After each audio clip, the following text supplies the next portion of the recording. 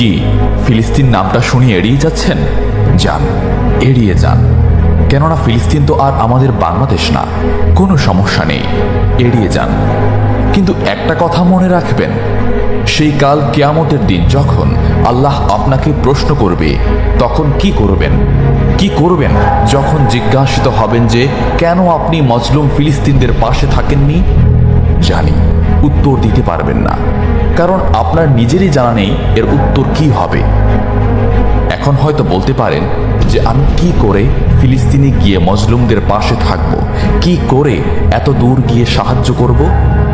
হ্যাঁ, এইরকম প্রশ্ন যদি আপনার মনে উদয় হয়ে থাকে, তাহলে অবশ্যই আপনার মনে অলসতা আর বজ্রে ভরা। এই আধুনিক যুগে অস্ত্রের চেয়ে পাওয়ার হচ্ছে মিডিয়া, তাই মিডিয়ায় বেশি বেশি করে তা প্রচার করুন। হ্যাশট্যাগের মাধ্যমে প্রতিবাদ করুন। এই ক্ষুদ্র প্রতিবাদ একদিন অনেক বড় প্রতিবাদ হয়ে দাঁড়াবে। বিজয় একদিন ইসলামেরই হবে ইনশাআল্লাহ। এটা আমার কথা নয়, এটা এই মহাবিশ্বের প্রভুর কথা।